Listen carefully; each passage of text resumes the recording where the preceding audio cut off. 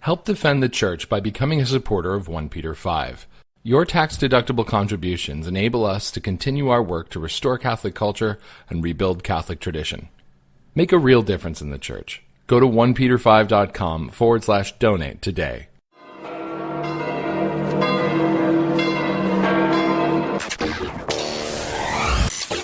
You're listening to the OnePeterFive podcast. It is a real joy for us to welcome you all here. Habemus Papam. Rebuilding Catholic culture, restoring Catholic tradition.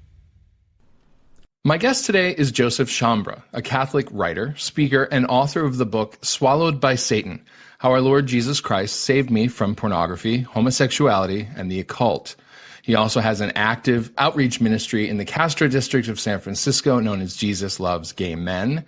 He also blogs at josephsciambra.com. Joseph, thank you so much for being on the podcast. Thank you, Steve. You have, I think, a very powerful and unconventional conversion story. Would you mind, for those not familiar with you and your work, just summarizing kind of your journey and how you've gotten to where you are? Sure. I can do it fairly quickly. I was the prodigal son. I wanted everything now. And I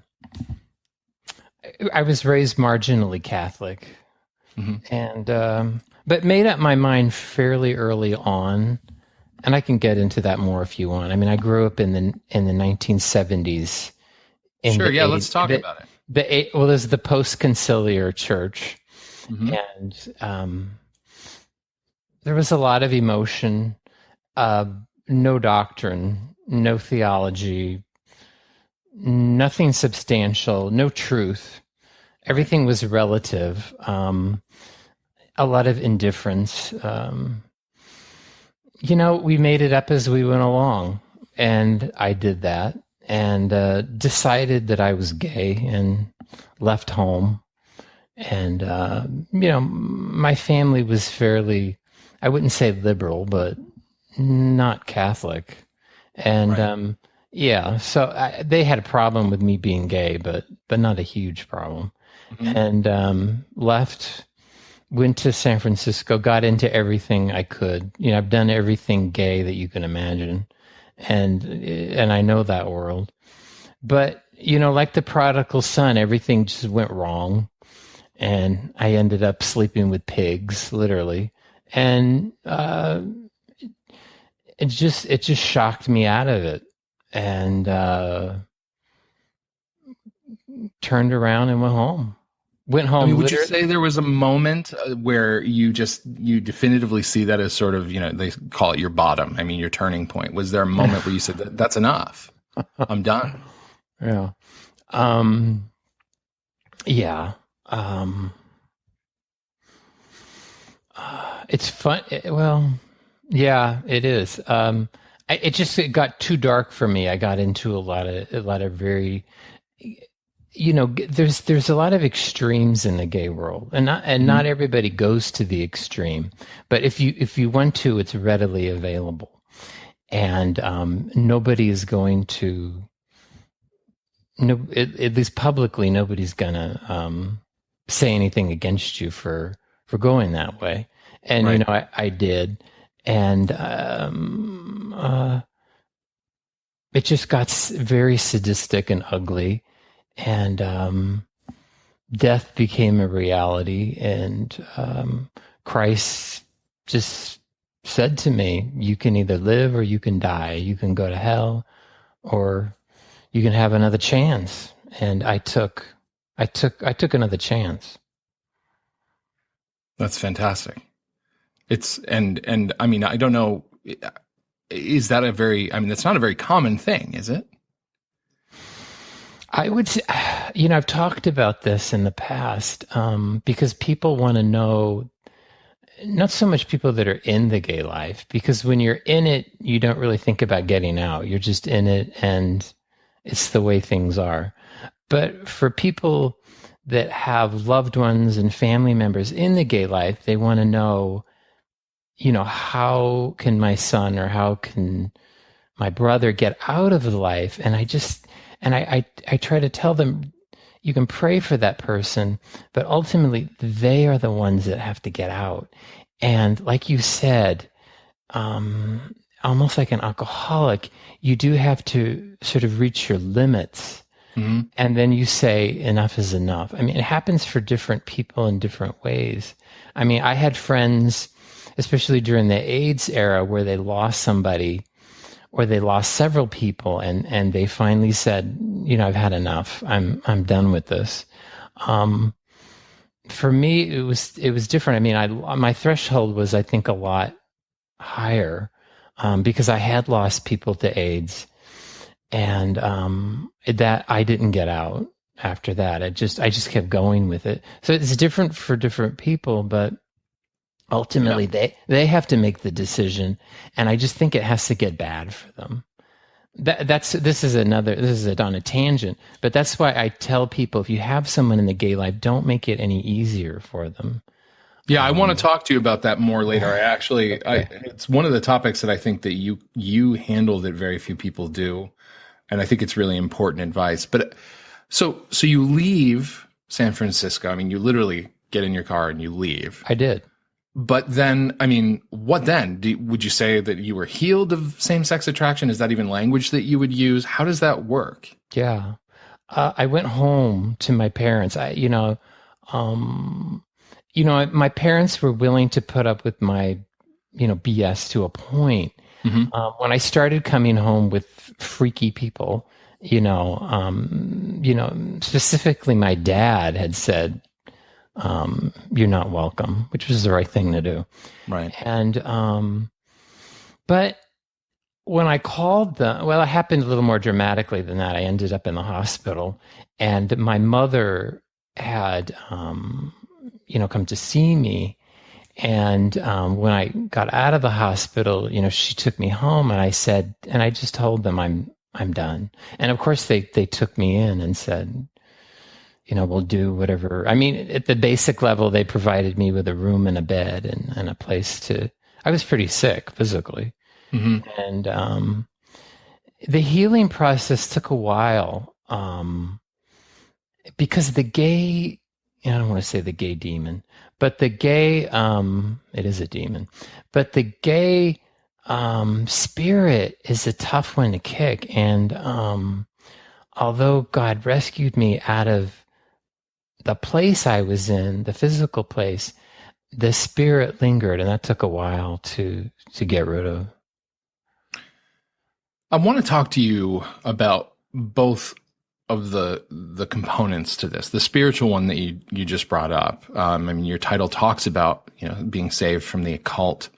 You talk about the demonic, and I think that it's something that is unfortunately underplayed. But I also, before I get to that, I want to ask you about the big nature versus nurture discussion. I think you take a different approach to it. Is it genetic? Is it learned behavior? Is it from, malformed relationships in youth? What is it? Where does it come from?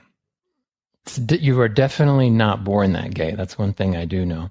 I would say there's three things that lead people to gay, that get people into gay. And they've changed over the years just because society and the family has changed. Mm-hmm. Number one, it's a traumatic event in childhood, abuse, primarily sexual abuse by somebody of the same sex. Number two, you'll have a faulty relationship with the father, or an abusive relationship with the father, or a missing father, or combined with that, there's a failure for the boy to bond with male peers. The third one is an early exposure to pornography. Initially, I would say that, and I've seen it change, because I went into gay in the 80s, so at that time, although a lot of those guys that came out, that were the first guys to come out post Stonewall in the 70s, they were still alive. They were dying off, though. Mm-hmm. They kind of had what I would say is the classic gay boy syndrome, which is a distant, unloving father and an overprotective mother. to a degree, we all, I'd say that's sort of changed, where, my generation that came out in the 80s, you had a lot of boys that came from broken homes.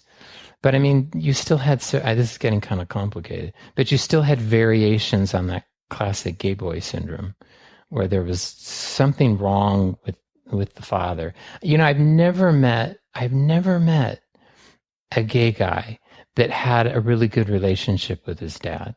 Never. A lot of times they'll tell you because they know that some people that come from my point of view are going to say that. So they'll say, oh, no, you're wrong. But when you talk to them a little further and they start describing their childhood, I mean, right away, the bells and whistles start going. You start to pick up on it. Yeah.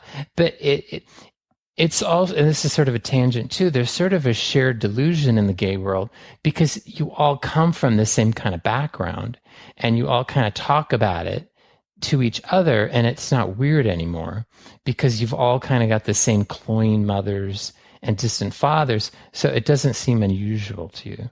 Whereas, in fact, it's probably a sort of a point of bonding because you're like, oh, I went through the same thing, right? I mean, that's what people do. We all look for our shared brokenness, and we commiserate. It is. Now, what I see recently is a lot of boys getting into homosexuality, especially bisexuality, is because of pornography. It's insane.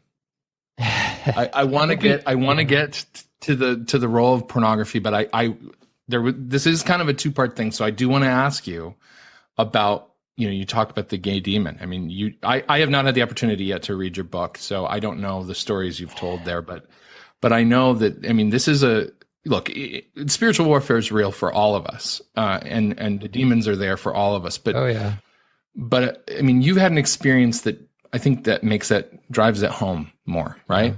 Yeah. Well, I mean, it's a literal experience and it's a metaphorical experience. I mean, most gay people will tell you that they grew up rather alienated, lonely. I don't care what family they grew up in. A feeling of isolation, that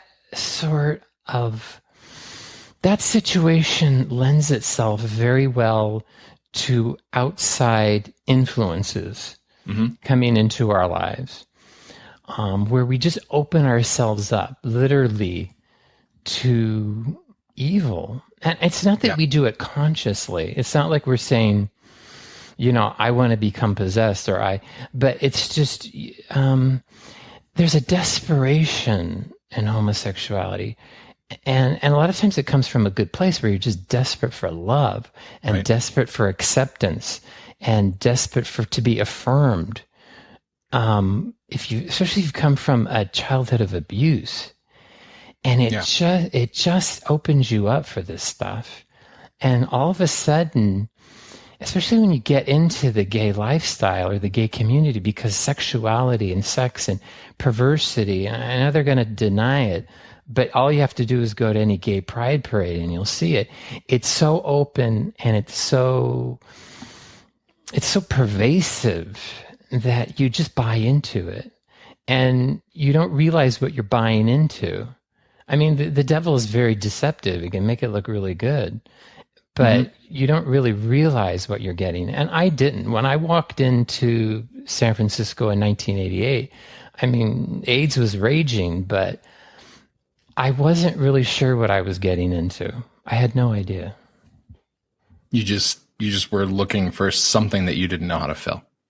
I thought it was, it was like people say I'm finding myself. I just thought I was going to look and find who I was. I found a lot more than that. I mean, you're just going to find all kinds of people in the gay world. The extremes are really evident.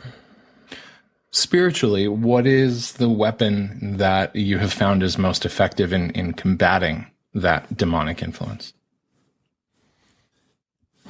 Wow.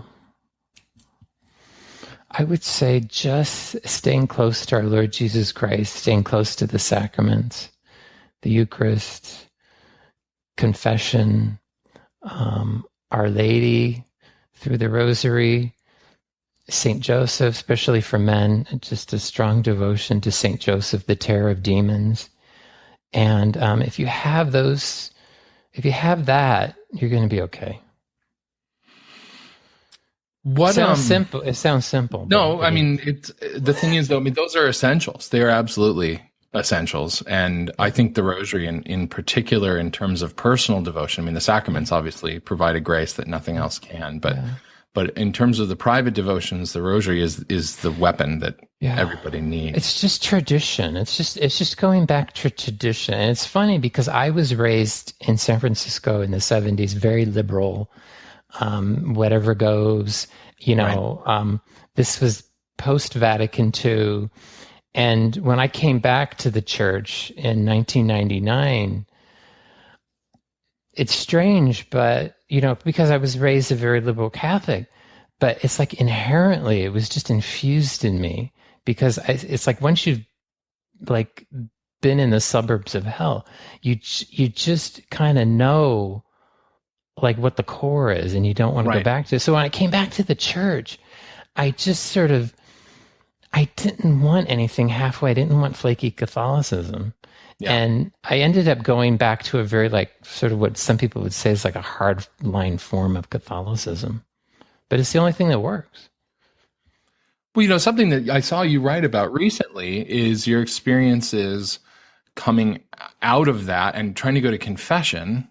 And I think you said that it was in the SSPX was the only place you actually found people that were willing to counsel you that, let's, not in a cruel way, but hey, let's reform your life and repent. And these are the things you can do. It wasn't the only place, but I had to go through so many priests that either told me I had been born gay or that actually I should go back to the gay lifestyle. I mean, this is the insanity of it. Insane. And they knew I was sick. I mean, I was literally dying. And, but they just had bought into it so badly. And I had gotten to the point where I was kind of like, maybe Catholicism is not the place for me. Maybe I'm just going to stay home and read the Bible, and which some people have done, Right. And, but I did. I ended up discovering the Tridentine Mass, and I started going to traditional priests, and I just found the truth there. That's what I want. That's what I wanted. Yeah. What's that? Is that still the Mass that you primarily attend? I go to, the Tridentine Mass, and I go to the Novus Ordo as well. Okay. No, it's just something I didn't actually know about you. It's interesting because the majority, not all of our audience, is very attracted to that liturgy. I write about it. I write about it in my book at length about the Tridentine Mass. We're going to, just so you know, we're going to link to your website and to the book and all that on the page for the podcast, because I want people to be able to look into this stuff, and I need to read it too. I've been meaning to do it for a while. So let me ask you this. So you mentioned this already. Why is pornography so significant in the role that it plays here? And I mean, it's obviously, this is not just a gay issue. Pornography is affecting everybody. What is your take on that? That could take an hour. I'll try to break it down. Okay. And I'll try to break it down really quick. Pornography, because I've been involved with it as a viewer and also as a participant, I kind of know both sides. Mm-hmm. As a viewer, it preys especially upon certain men, especially on boys, again, who are like feeling alienated or persecuted or lonely or whatever. It really becomes a refuge. It's become, I've seen it over and over again.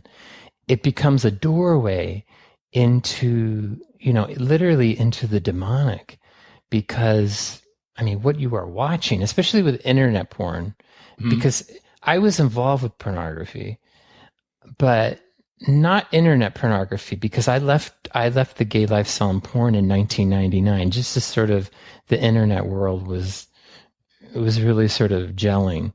Yeah. So I don't have experience with that whole, that whole sphere. But from what I've learned is that the pornography that is on the internet is extremely hardcore. Hardcore S&M and bestiality and group sex, things that I never got exposed to. Right.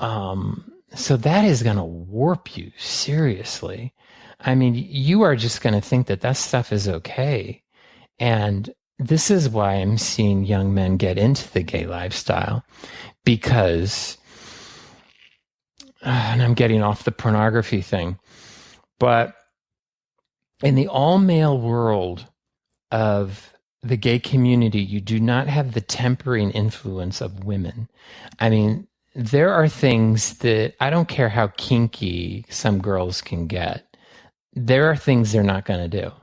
Because, I mean, I used to frequent prostitutes, and I used to not frequent, but I knew the girls that did straight porn. I mean, there were things that they just would not do. Right. Literally, you can go into the gay world and you can find a number of men that are going to do the most extreme acts that you do see in pornography. And that's a draw to some young men, and it was to me, because I got into the gay world because I could live out this weird fantasy world that I had gotten into with pornography very quickly and very easily. I mean, within 10 minutes of walking into a gay bar, or a gay club, or a gay bathhouse or whatever, it's just readily available because you do not have women there. And you're saying that they just have an instinct that it's like, okay, there are boundaries. Women? Yeah. It's just a hormonal difference between testosterone and estrogen. I mean, I'm not a scientist, but I mean, at one time that makes sense. I mean, I was a bisexual at one time, and I did date women, and I kind of gave up on bisexuality because it's just women would not do the things that men would do. They just would. I mean, I don't want to get into particulars, right? But they just wouldn't do it. No, I mean, I've actually heard that elsewhere. I heard it recently. I don't know if you're familiar with this gentleman who is becoming more and more well known, Milo Yiannopoulos. Yes, I know who he is. And he was saying, he's a homosexual, but he was saying that he wishes that he wasn't. He's a believing Catholic, although I don't know how practicing he is because he advertises his promiscuity. But in his vulnerable moments, he'll say things like, I don't want to be this way. If I could take a pill, I would. And I would rather have a family and a wife and children. And he's like, and actually, once a year, I try it out with a woman just to make sure I still don't like it. And I don't. I get bored. But I mean, he's very, very open about it. And at the same time, you can see that he can tell this is not making him happy. In fact, he says it. There is a pervasive restlessness in gay men. And, I experienced it. And I've seen this particularly in some studies recently, because I saw this anecdotally when I was gay, where a lot of times you would have gay men, especially who were a little older, maybe in their 30s or 40s, who would start to couple up and say, create a monogamous relationship. But within those relationships, I saw some of these men contracting AIDS and actually dying.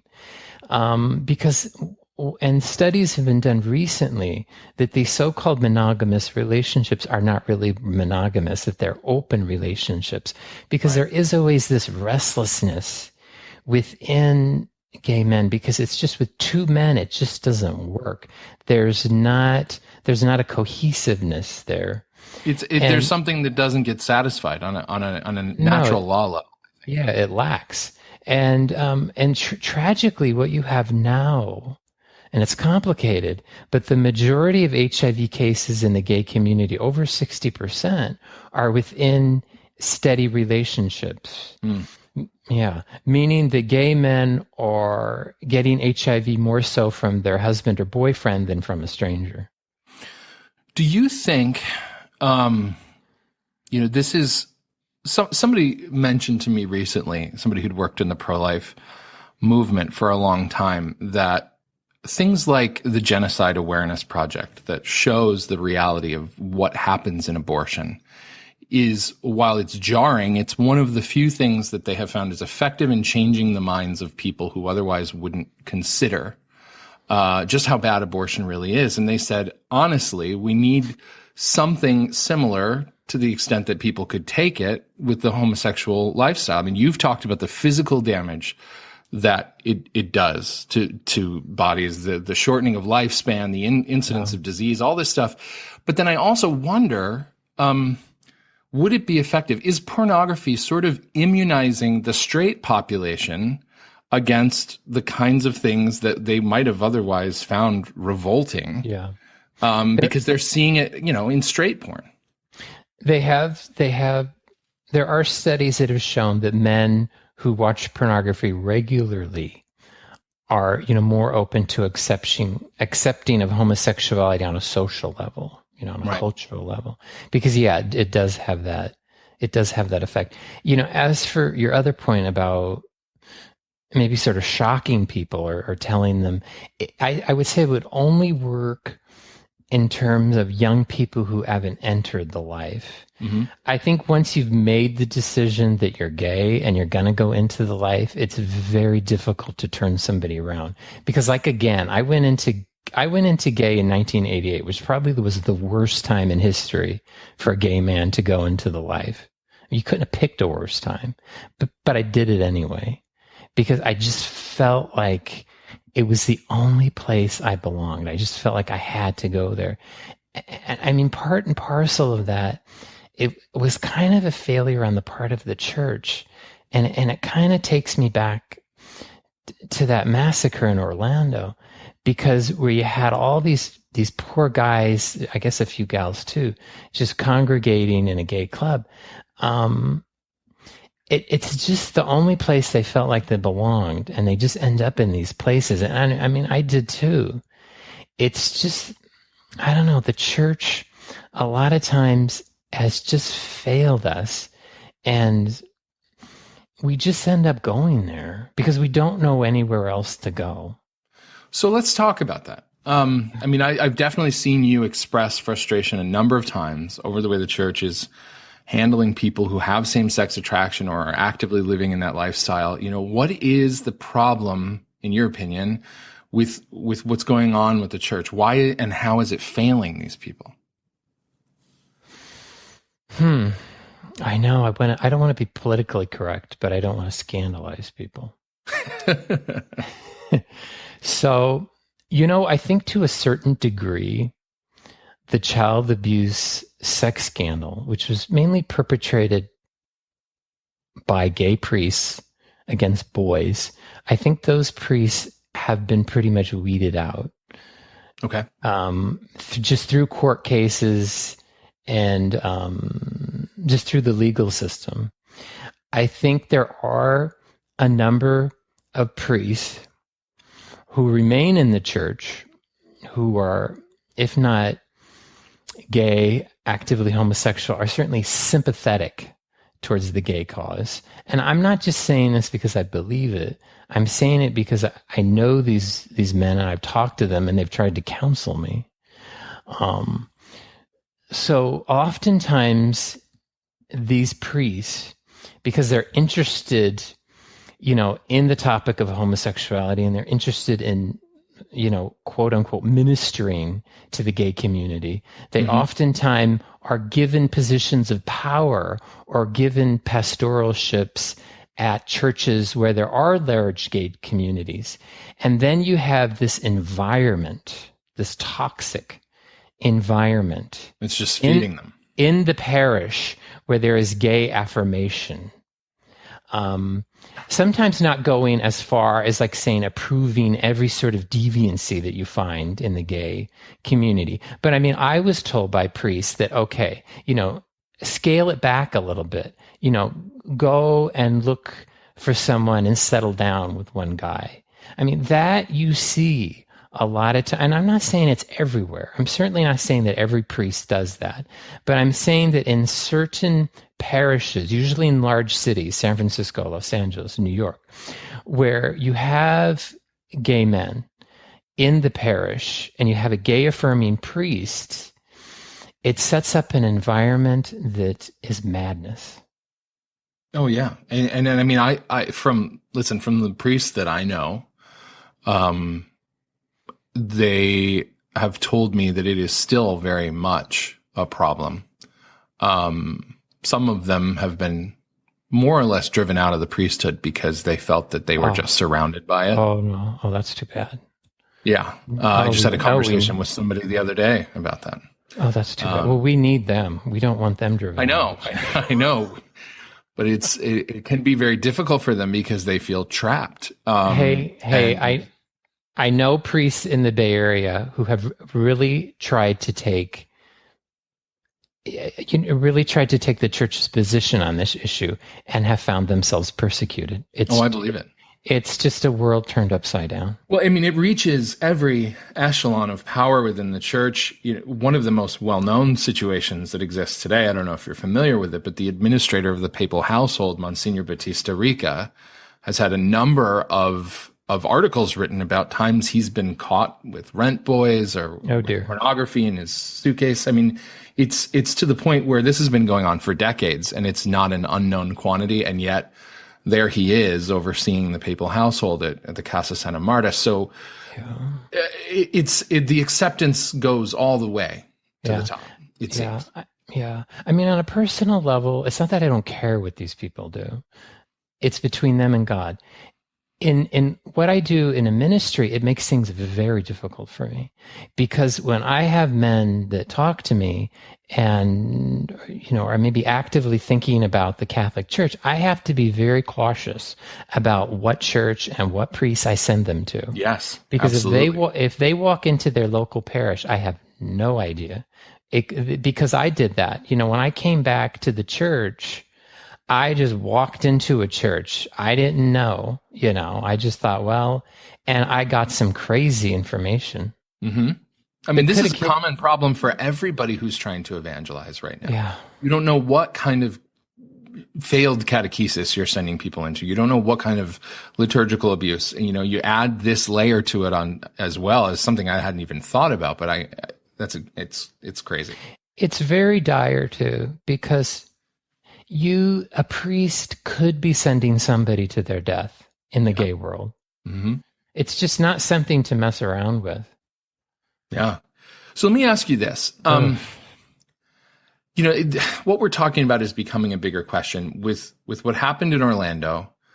We're seeing it, social media concentrates our ability to see sort of deviant opinions and bad opinions. I was looking through Facebook last night for something, and I came across a priest who had put the rainbow banner on his picture and was talking about how hell probably doesn't exist and all this kind of stuff. Dear. And of course, he was expressing, extreme solidarity with the community in Orlando and things like that. And it's like people aren't really hiding anymore. It's made worse, though, because we have bishops. I don't know if you've seen the bishop statements that have been coming out, but in particular, I read a few.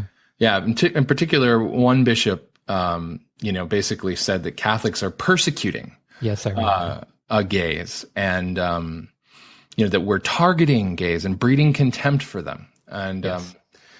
And someone pointed out to me today, could you imagine if a bishop expressed solidarity specifically toward any other group that's exclusively defined by their immoral behavior? Thieves, murderers, whatever. I mean, sodomy is obviously a sin. It's not just a sin. It's a sin that cries out to heaven for vengeance. And it's serious enough that, like you said, you're leading people to their deaths. But their act of solidarity is not with people, human beings who are victims. It's with a community that identifies by their sin. Okay. I understand what you're saying. I'm going to have a little different take. Okay, I want to hear it. I'm more critical of the hierarchy than I am of the poor sinner. This is why. Mm-hmm. Because I've never been in the hierarchy. I was one of the poor sinners. When I went into gay, and there was a very good possibility that I could contract AIDS, and at that time, forget it, you're dead. But I didn't want to die. But I just felt like in gay, that was the only place I belonged. And those poor men, and I guess a few women, that walked into that gay club in Orlando, they didn't go in there wanting to die. And, they don't deserve to die. Right. But in this culture, it's just that gay people believe that they have nowhere else to go, that they have to go into the gay community, because this culture says if you have same-sex attraction, automatically you are gay. Mm-hmm. So gay is where you belong. And it's unfortunate where the church should be just an oasis of stability and peace and truth and honesty and just understanding. It isn't. It's just conflicted and it's confused. And I just don't blame those people, because they just don't. I don't want to say they don't know any better, but to a point they really don't. Because I was one of them. Because I think as a culture we have failed them, and as a church we have failed them, because we haven't offered them anything. When that priest told me, "Oh, you're gay," what was he offering me? He wasn't offering me anything. It's the easy way out. And for these bishops to blame the church, and I don't like it when they start calling people gay and lesbian and LGBT and transgender, because this is just confirming the orientation. They shouldn't be calling us that. Yeah, they should be saying my brothers and sisters. And I think this is the point that I was trying to get at. Is it's not just they should be making statements about that these were victims of a crime and that this was a tragedy and all that, but they're making those statements of solidarity with the LGBT community, and that's what I'm referring to. Like that language is exactly what you're talking about. That is a problem. It's like saying solidarity with the community of thieves. I mean, it's like, this is not something that you really want to express solidarity with. These people, whether they're thieves or not, don't deserve to be gunned down. I mean, that's not the answer to that. So I guess if I could, go ahead. Steve, if I could run the church, what I would say, and this is what I say to these people, because when I go to the gay pride parade, I will have gay affirming Christians and Catholics come up to me and say, "Hey, you're telling people that they can't be gay, or you're telling this, or you're telling people that they're sinners." I say, no. I say, what I'm doing is I'm saying, here are the facts. You make the choice. We're offering something different. That's what the church needs to do to gay people. And say, hey, this is, we're offering something, come and join us. Not to get into this whole, because the whole LGBT thing is so politically fraught. Right. The church really needs to stand apart from that. It needs to stand apart, but also offering something different. And that's what I don't see. That's what so how do you strike the balance? Laity, clergy, bishops, whoever, when we mourn the tragedy of lost lives, we still have to be careful not to give the appearance of condoning what they're doing, and in fact, expressing a concern for the good of their souls and for their conversion, because as bad as it is to get shot, it's a lot worse to go to hell, right? So, I mean, there's not really a nice way to say that, and at the same time, that's what love is. It's saying, I love you, and I don't want to see you lose eternal happiness. How do you do that? How do you reach people in that way? I don't know. Without just coming across as a mean, jerk. I think you just have to present the truth. And just say, you are not what you think you are.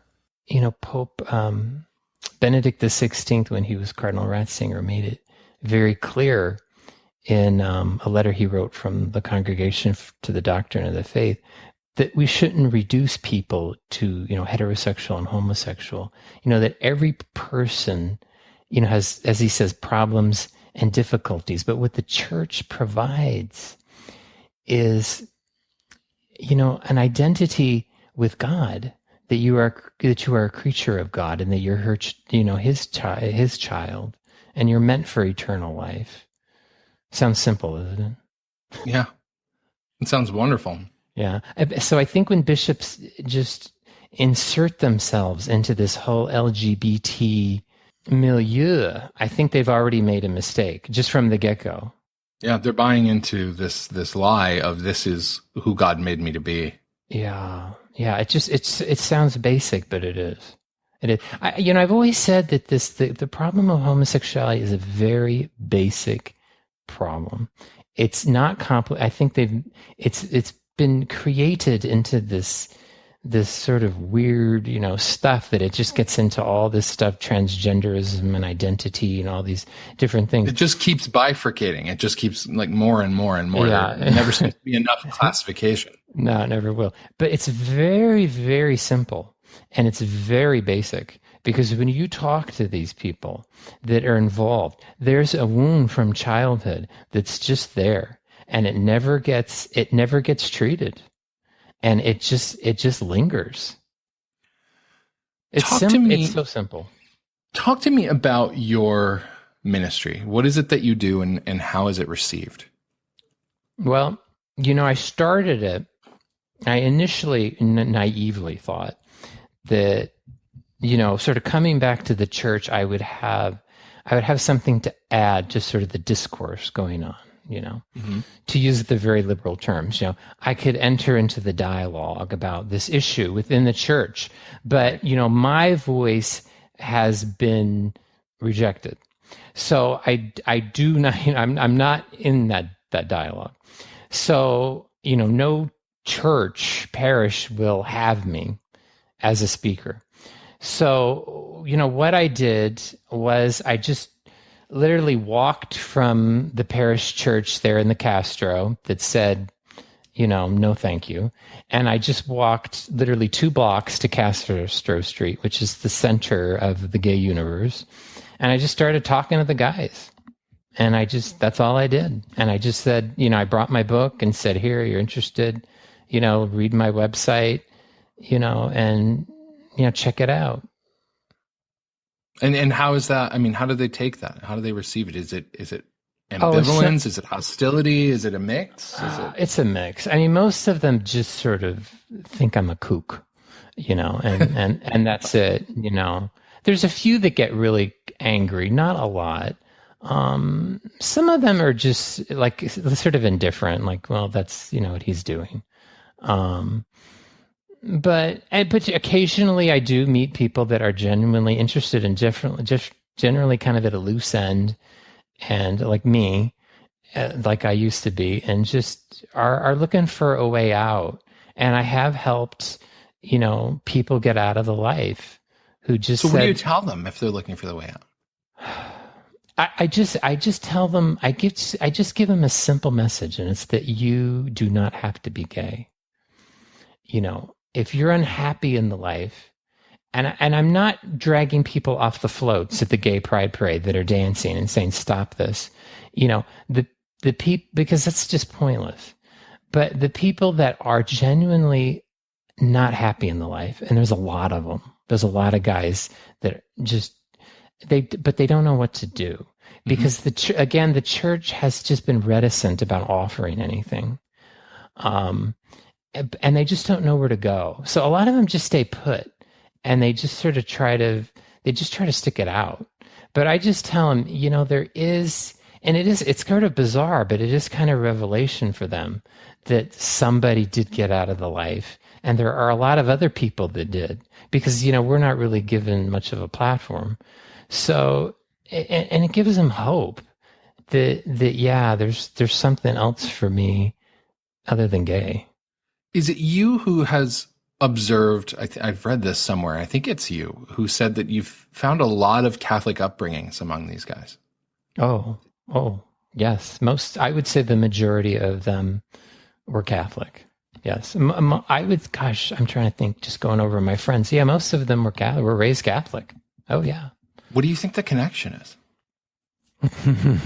I just think after Vatican II, things got so flaky and so strange in the church that it sort of bred this relativism where, and I mean, I was told this as a kid, where, follow your conscience and just, that will decide what's right and wrong for you.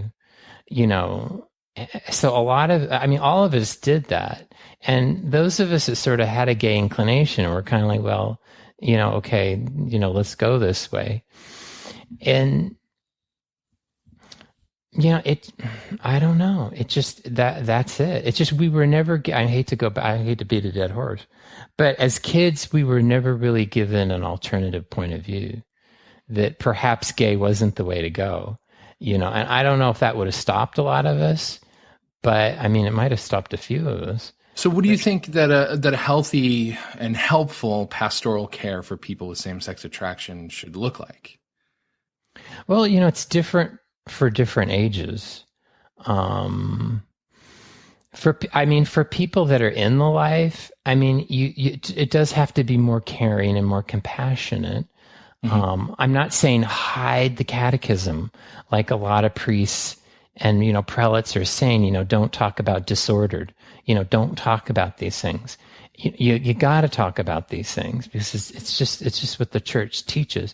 And, you know, I really confronted those, what they call difficult passages in the catechism right away. And I didn't find them difficult. But don't they they force you to confront them in a way. Whereas, you know, just this mealy mouth, like, oh, whatever, you know, it's not the same thing. I mean, when you have somebody presenting an absolute truth to you, doesn't that kind of force you to say, I need to figure out if this is right or wrong because one way or the other, I've got to deal with it. Yeah. I mean, usually gay guys that are leaving the life are usually not equivocating that much. Usually they want out. So, I mean, they want a good, strong, masculine, manly priest who, you know, to be a father, you know, even a bit to step in for the father they never had, you know, to be forgiving, but to be strong and to be truthful. It's unfortunate because, you know, I know these priests and I've talked to them. They just go the other direction and they just become too much like mommy. And it just becomes a lot about comforting and affirming. And it doesn't work. That's not what gay men need. You know, that is the opposite of what they need. I mean, it may be rocky at the beginning, but eventually it's going to work out. And I just stuck to those priests that were like that with me, they just didn't treat me like a gay guy. They just treated me like a man who just had been wounded, made all the wrong decisions, but just needed help. And they challenged you, right? I mean, oh gosh, that's what guys need. Are you kidding? Yes. I mean, the first time I went to confession, he just said, okay, Joe, he said, this is what you got to do. You're exactly right, Steve. Men, we need to be given direction. You know, we don't need a lot of hand holding. We don't need to necessarily talk things through a lot, you know, because that, you know, I hadn't been to church or confession in 15 years. I had done everything under the sun in the gay world. Mm-hmm. And that confession, it probably took about 10, 15 minutes because, you know, I would say not 15, 10. Because the priest just said, hey, Joe, this is what you got to do. This is what you got to do. And he gave me clear direction and it was awesome. And he said where to be, you know, come to this church, be at my mass, be at the Latin mass, you know, be here, go to and I just did it. You know? That's awesome. No, I mean, seriously, thank God for that because that's grace in action right there. He did. He just was very, very clear about what I needed to do. He just didn't beat around the bush. God bless him. Let me ask you this. So on the flip side of this, you know, we go back a couple years and we have this statement from Pope Francis that's become infamous now, the "Who am I to judge?" which was the shot heard around the world. I mean, and he landed on the cover of The Advocate, and he landed on the cover of who knows how many magazines as the gay-friendly Pope with no hate written on his face and all this stuff. But, you know, it's unclear how much he was willing to be co-opted by that, but he didn't do anything to correct it either. So what effect do you think that has had, since he hasn't distanced himself from that statement, on people doing the work that you're doing? I think to a certain group now, I was offered a T-shirt at the last Gay Pride Parade in San Francisco, and it had a picture of Pope Francis with, who am I to judge on it? And I said, thank you, no, thank you. Mm-hmm. I mean, so I mean, that certain messages in the gay community at large. Has it converted anybody over to Catholicism, thinking that Catholicism has become liberal? No, absolutely not. No, what it has is fed into a certain narrative. Going back, Steve, where I was talking about these sort of toxic parishes where you have gay affirmative, it's fed into that whole narrative. And I see it because I see the statements that they put out, and I go to their meetings sometimes in their talks. And the narrative that they have is that the church is changing, that the church is just going to reverse itself on all of these issues, gay marriage, all of it. This is what they honestly and earnestly believe because, and I'm not blaming the guys in the pews, but this is what they've been fed by. And you know what? When I came to the church, I could have moved into that direction too. I don't know. But just through the grace of God, and I met a good priest, I didn't. But, that's where it's become a problem, is in these gay-friendly, gay-affirmative parishes where those sort of buzzwords and things have caused a problem. Do you think there's more of that kind of thing happening maybe in more parishes now because people who were a little bit more hidden about it are now feeling empowered? Oh, yes. Because I can tell you that when Cardinal Ratzinger was Pope, they hated him. Hate was just, yes, it was very palpable because they'd hate him because he put that whole disordered thing into the church lexicon. Right. And when Francis came in, it was a different, whether their new belief in him was founded on, on fact or fiction. But, they believed that the old, mean, bigoted Pope was out and, a new, fresh forward one was in. So. But this has wrought, and my point is, this has wrought disunity in the church. Yeah. And it's very sad because you have gay men and women who don't know what to do. And it's very off-putting. I can tell you, I don't know if I would have came back to the church if I, when leaving gay, knew this bizarre miasma that was going on in the church, because it's been very difficult to maneuver, and only through the grace of God have I been able to do it. But it's very off-putting to people on the outside. It's very difficult to overcome because I talk to these people in the gay community and they don't particularly like the Catholic Church for several reasons. And one of them is because it's wildly inconsistent on this issue. Yeah. And it literally is a case of if you're in one parish and you don't like the homily or the counseling that you're getting, just go to the next one and you might get a completely different answer. Steve, let me tell you this. I will scandalize people. In San Francisco, you can literally walk from one parish where you have a dear and blessed priest who really is online with the Catholic teachings on homosexuality. You can walk over the hill to a parish where the priest will bless your same-sex marriage. That's how insane it is, and that situation cannot continue. Well, why is nothing done? I mean, I know people think of Bishop Cordileone as a hero that I don't think he's quite earned the badge of honor for yet. But I mean, there are bishops; they have power. I assume that they have power. Maybe they're hemmed in. I don't know. Why does this not change?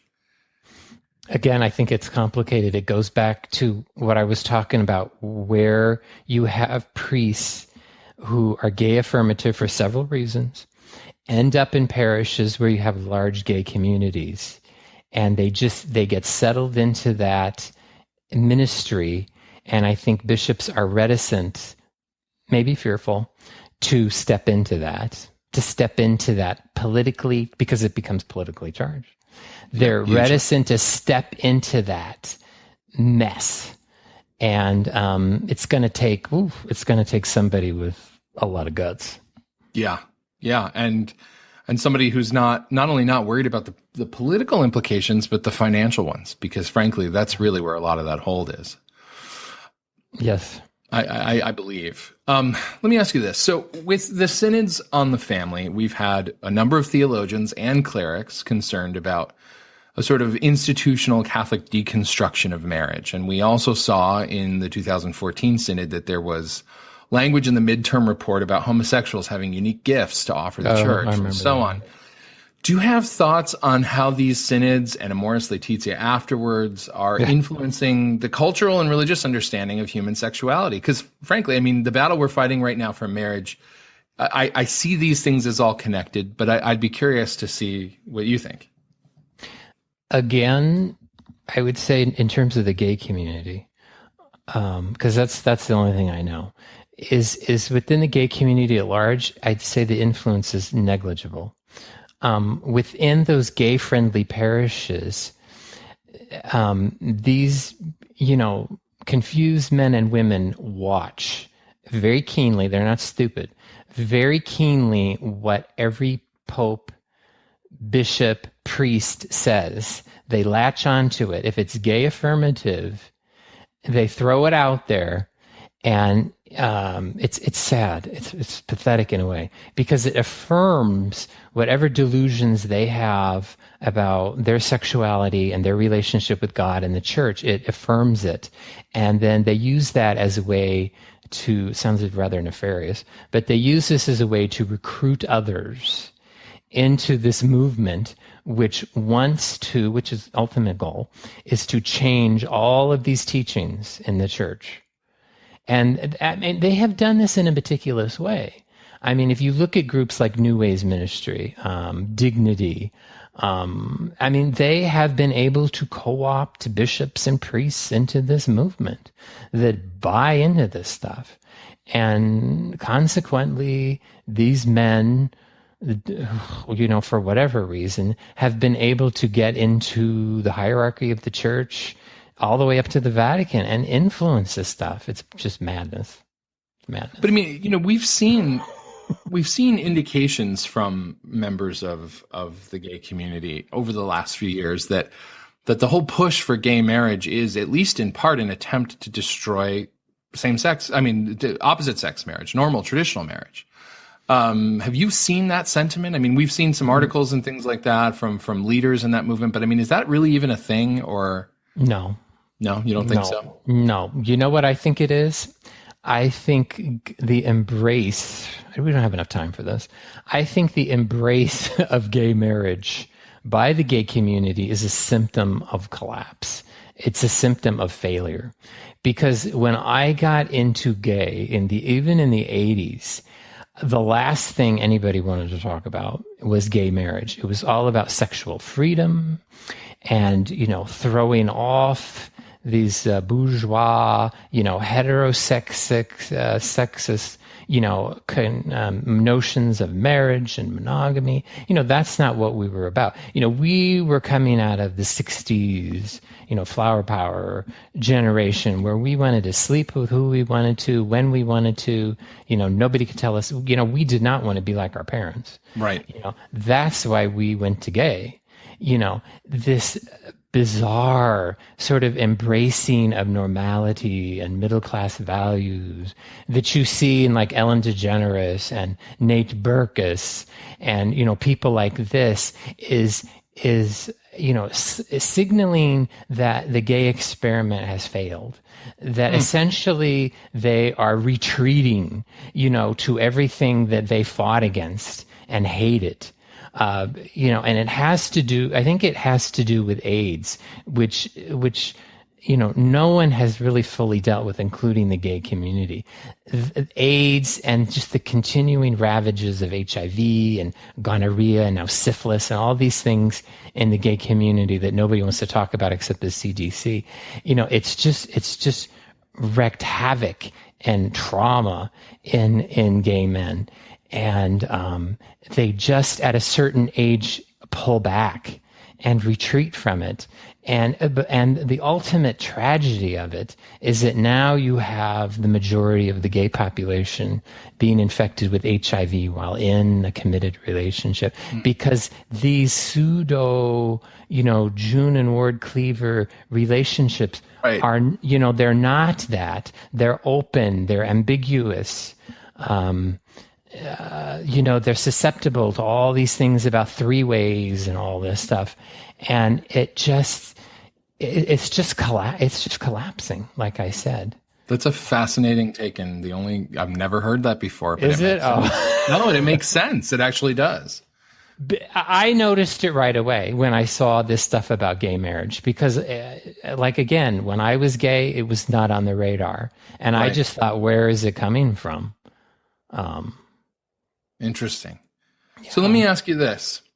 Something that you alluded to earlier, and I wanted to come back to, because I think it's one of the more practical pieces of advice. And honestly, I kind of think you should write a guide for priests and people who evangelize in this community so that they can have an idea of the approaches that work. But this is one that you and I have had personal conversations about, which is that when someone that you love is living this life of toxic sexual disorientation, you have to let them go.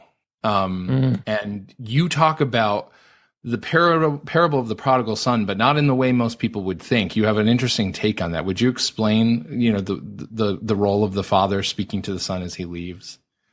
Yeah, because I just get these tortured letters from parents of usually gay boys, and they just don't know what to do, because quickly, and I've seen this 1,000 times, quickly a gay, young man or woman will present an alternative, specifically to the parents, saying, you accept me, all of it. You accept this, or I'm going to punish you.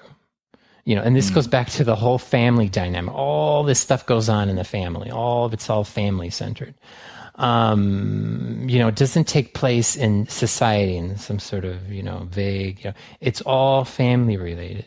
And I would say tragically, and I get this from Catholic parents over and over and over again, most fold. Because I'm not a parent, but I can understand that they don't want to say goodbye to their kid. Right. Because the kids will say, I'm not bothering you. If I cannot come home with my boyfriend or my girlfriend or my husband, we are not. And I did that to my mom and dad. Because when my dad said, get out, don't come with these freaky people, I said, if my friends are not welcome here, neither am I. And I said, goodbye. So, but my dad's Italian, and he could deal with that. He's just tough, So parents just won't do it. They just won't do it. And they just have to, because I said, to make it easy, the prodigal father did not let his son carry on and bring the whores home.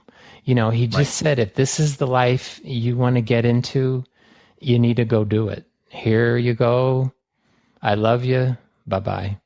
And it sounds so harsh, but there's just no other way, because you enable. And I know families like this, and I have experiences with them, and I try to counsel them, but I have families where they just are enabling the children. It's so sad, because they have the kids home with the boyfriend and the girlfriend for Christmas, and everybody puts on a smile, and it's tacit acceptance of, and nobody says anything, and it's just like, and then somebody, usually on the outside of that family, who everybody hates as homophobic, comes to me and says, I don't know what to do. And I said, it's very tragic. I hate to give you the bad news, but this boy or girl is never going to leave the gay lifestyle, because they don't have any choice, because everybody in the family is just on board. So, they have nobody challenging them. Why should they leave? Unless the only reason they'll leave if they get AIDS or something horrible happen. Maybe not even then they'll leave, but they're just not going to walk out. You're right. This is, I wish people would talk about this. I wish we would hear this more often. No, because people need to be equipped with an understanding that sometimes love doesn't mean being someone who coddles another in their sin. Actually, it never means coddling someone in their sin. I don't mean to beat up on mothers, but usually it's the mothers that do that. The fathers, because I know a lot of these families and I talk with them, fathers a lot of times will just shut up. If they're in the picture, they just won't say anything. They'll sit in the chair and watch TV and you know, the son is there with the boyfriend, but the mother will nurture, and these are my two sons, and all this ridiculousness, you know. So fathers need, and you know, I talked about mothers, and I'm going to lay it on the father. You know, fathers can make a gay son, and they can unmake a gay son, and they just got to do it. I mean, this goes to the crisis of manhood. I actually wrote an article about that today. I mean, it's a crisis of manhood in the family and in the church. Oh, are you kidding? Are you kidding? That's why I talked about the priests, you know, being manly. And, you know, that's why I initially kind of went to the SSPX, because there were young priests that were affirmed in their masculinity, and just, you know, they were good guys. They're compassionate, but you know, they just looked at me as another guy, and they just said, you know, shape up. Yeah, I mean, I don't think, you know, you don't have to have gone into the whole gay experience to be a guy who's in Gen X. I mean, I was looking at your bio. You're 8 years older than me. We're all screwed up. We all don't know how to be men. I mean, let's just be honest. I don't know how to be a man. I've got 7 kids, and I'm still trying to figure it out. Wow. Well, you know something. I know something, but I mean, I make more mistakes, I think, than I get things right. And I'm realizing it, and I'm realizing I need to fix it. But I find myself, Joseph, looking at my boys going, I need to teach you how to be a man, and I don't know how to be one. I don't know how to impart to you what it is that you need to know, because here I am, I'll be 40 next year, and I haven't figured it out. But you have humility, and that's a big part of being a man. You think? Oh, yeah. Oh, yeah. Yeah.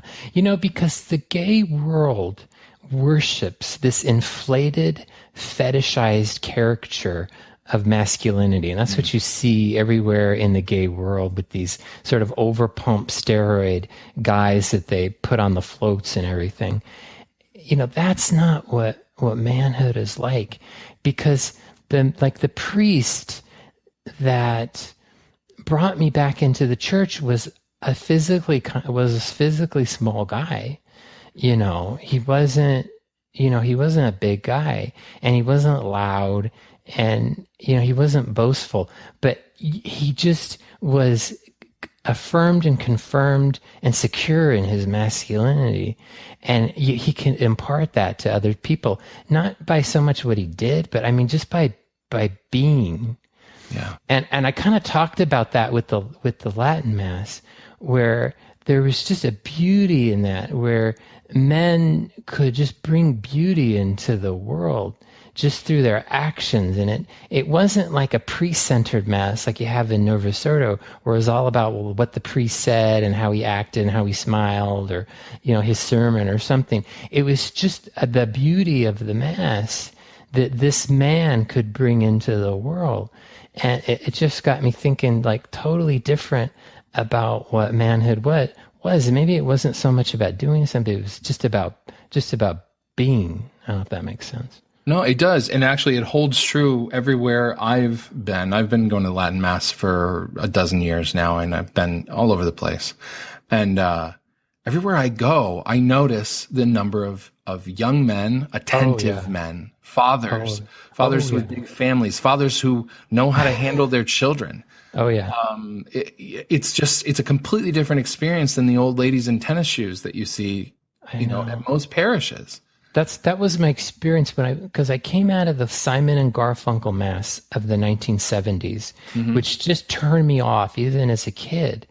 And when I went back to the church in 99, I just kind of found it was still there. There were no men there. There was just too many women on the altar with extraordinary ministers and lectors. It was just a church divorced of the masculine. I mean, even Jesus, I write about this too, was just so feminized. And that's My not friends what and I would always joke that Jesus is a butterfly from the mountain. That's what they would teach us, you know. But I mean, I went into gay, you know, looking for masculinity and didn't find it. You find something that you think is, But masculinity.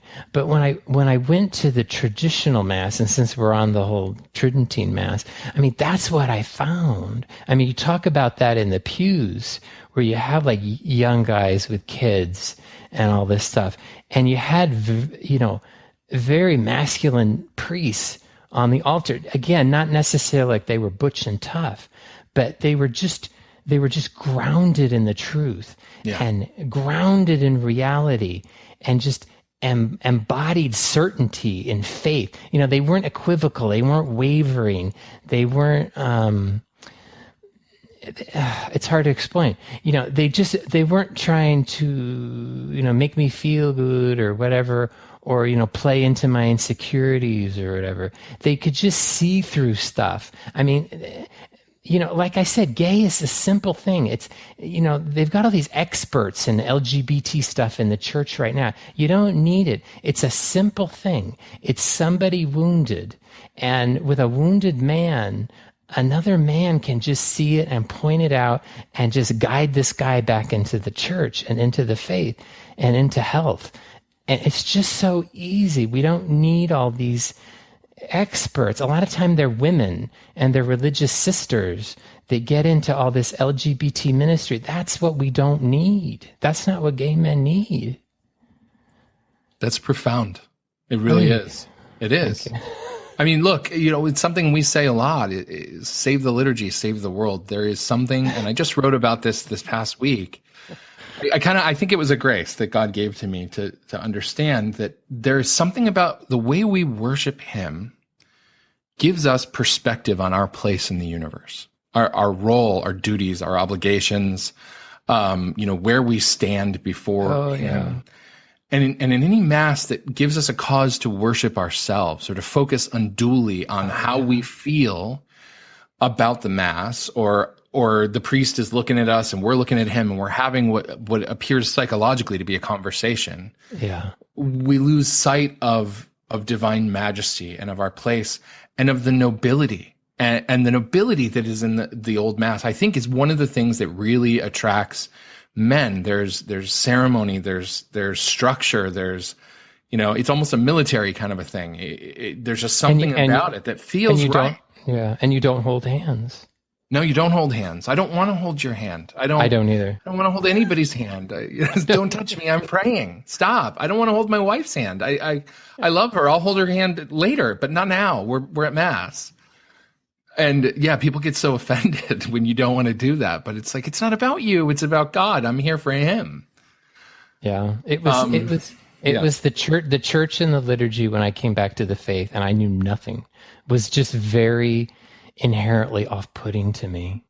How did you find a Latin mass in San Francisco in the 90s? How did you do that? Yeah, it was difficult. They weren't around that much. I just walked out of a church and I just was kind of like, I'm not going to do it anymore.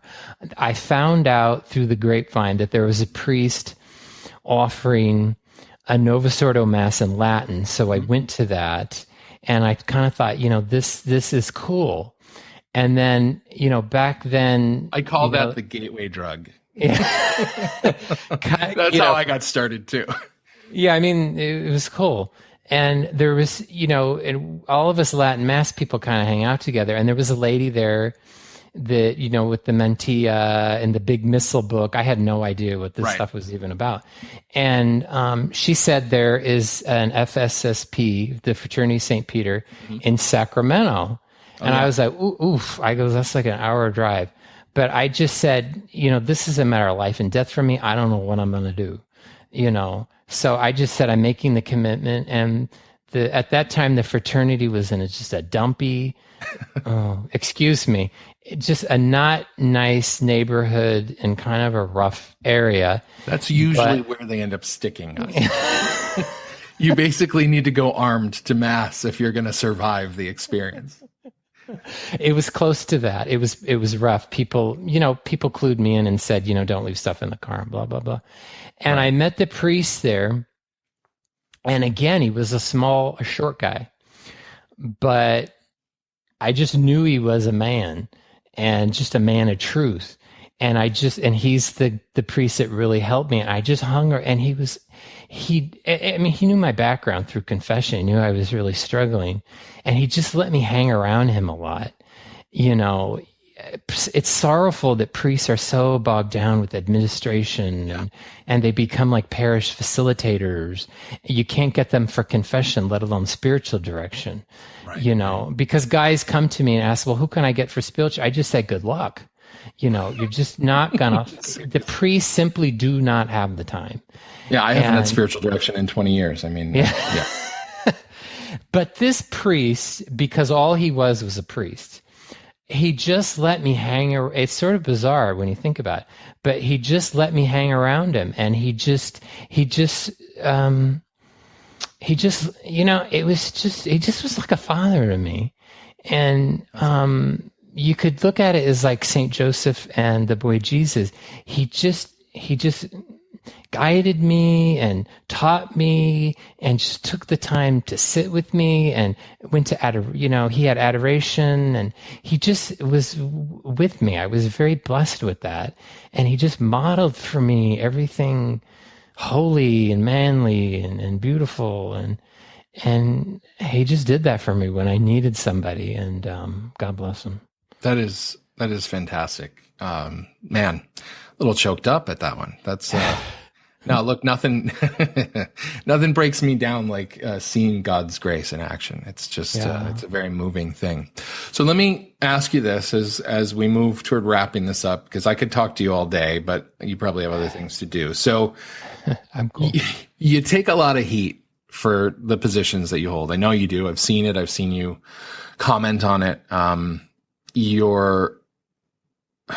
Especially this week where there's so much focus on this issue. And I've even seen people make some very vicious comments to you about how, people who think the way you do are why this tragedy in Orlando happened. I get that all the time. How do you handle these criticisms? Where do you find solace? Where do you draw your strength? Well, first of all, I kind of don't look at their comment as necessarily bad, because I figure, people that just think, like I said, when I outreach, some people just think I'm kooky. Some people just sort of are indifferent and walk away. They don't really care. People that take the time to write something vicious down, it's because I said something or I represent something that's bothering them. So I always sort of look at it as an attack, as a good sign. Yeah. Because I just, the devil's at work here, and he's pulling and tugging at people, and, they're reacting viciously because that's kind of the only way they know how to act back, because they're hurt. They're wounded little boys. Mm-hmm. And I don't mean to be, sarcastic or paternalistic or whatever, but they're just little boys that nobody loved and, for whatever reason, never felt love. And they just look at me and they're just attacking me because they think that I'm going to take away the only semblance of peace and love that they think they have in their life. And, I don't want to do that. I just want to offer them a different kind of love and peace. Like the Holy Father said, something that's eternal. That's all I want to offer to you. So I don't hate you, and, I'm not mad at you or whatever, but just listen to me, accept or reject it. That's up to you. But don't shut me down just because you don't like it, Yeah. So. Are you safe? Do you get threats? People worry about you. Oh, do they? I used to own my own business, because it's kind of like what do you do after you were like involved with porn and gay? Yeah. So people ask, I said, the resume is a little dicey at that point. I opened a Bible bookshop, so I did that for actually 12 years and really nobody knew who I was. And then, I ended up on the Howard Stern show and I wrote my book, and, for better or worse, that made me known, and people started coming in, because they could find me on the internet, and they would come into my shop, and it got dicey there. It wasn't good. So I had to close and, be secretive. Well, thank God for the internet that people you can actually. Yeah, I mean, people can't call me or find me. Hopefully now, because it got weird. Well, I'm gonna, encourage our listeners and readers to pray for you for the work that you're doing, because this is you. This is you for the rest of your life, right? This is as long as you can. This is your mission. Yeah, I'm going to be at Gay Pride. It's the largest, meeting of the LGBT whatever community in the world in San Francisco. They get over 1 million people, which is larger than the population of the city. I don't know how you do it. You're in the lion's den all the time. I don't know. It doesn't bother me. I don't know. I just go down there and I see all the same stuff I used to do. And, I'm never fearful in my life. I don't know. What are they going to do to me? Yeah. But, people get really nuts at me and mad. I've never had anybody hit me or, I've had people threaten me and stuff. Right. But I just don't get into it with them. I don't feed it. I just say, hey, God bless you. But you're not confrontational. Yeah. No, I don't do that. And I tell people that go with me, if I get any brave souls, I have a hard time finding them. I just say, hey, we're not here to do apologetics and all this stuff. I don't want to get in an argument with these people. I just say, hey, here's an alternative. Here's my card. Here's some literature. Dump it in the trash if you want. Take it home. I usually say, hey, take it home, look it over, read it at your leisure, email me, contact me, tell me what you think. And that's it, so. Well, it's, I think, an incredibly brave and much needed ministry that you're involved in. Is there anything else you want to share? How can people support your work? Just pray for me and pray for, our brothers and sisters that are caught up in this lie, and pray for the church, that the church, can just mirror those men that helped me so much. Just, we need brave, stout men of, good hearts and that just want to preach the truth to these people that are so hungry for it. Mm-hmm. And that's what we need. If we don't have that, what do we have? We have nothing, so that's what we need. The church just needs to raise up, saintly men. Joseph, thank you so much for your time. You're welcome. I really appreciate it. You're welcome. You have been listening to the OnePeterFive podcast. This has been a production of OnePeterFive Incorporated, copyright 2016, all rights reserved. Please remember to visit us online at www.onepeterfive.com. You can join our Facebook page at facebook.com/OnePeterFive and follow us on Twitter at twitter.com/you guessed it, OnePeterFive. If you feel we have provided you with something of value, please hit our donate page located at onepeterfive.com/donate and make a contribution. It's tax deductible and not only helps pay for our web hosting and the fine content we provide, but keeps food on our tables, coffee in our cups, and the lights on, which really helps us see what we're doing. Until next time, I'm Steve Skojak. Thanks for listening.